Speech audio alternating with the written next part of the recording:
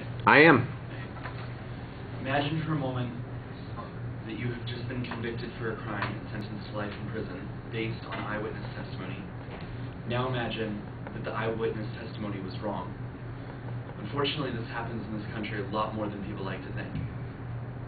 U.S. Supreme Court Justice Thurgood Marshall said, "A serious threat to the truth-seeking process is posed by the frequent inaccuracy of eyewitness identification." Eyewitness misidentification is responsible for 75% of all convictions that were later overturned by DNA testing. In the 1970s, a woman named Elizabeth Loftus performed a series of studies on eyewitness identifications to see how accurate they actually were. In one of the studies she did, she showed participants one of two videos that were in almost all respects exactly the same that showed a car crash. But in one of the videos, there was a sign that said stop, and in the other video, it said yield.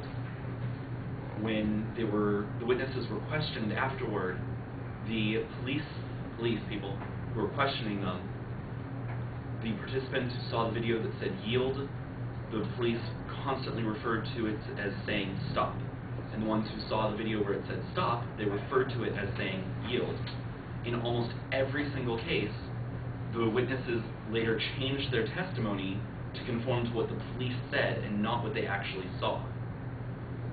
In the last 30 years, we've seen a number of studies that go along the same line, that witnesses can be misled or their memories can be misinterpreted, and it's not a fault of the witnesses, it's not that they're lying, it's that memory is not nearly as accurate as we like to think it is.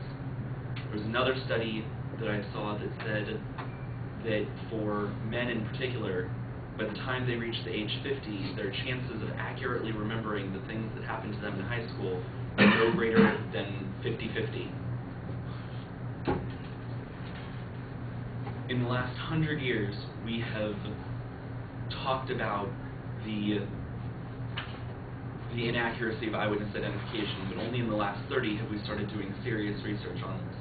However, I think 30 years is long enough, and with 30 years of research behind it, I think that it's time for our court system to stop relying on eyewitness testimony that is so often wrong and almost always inaccurate. Thank you.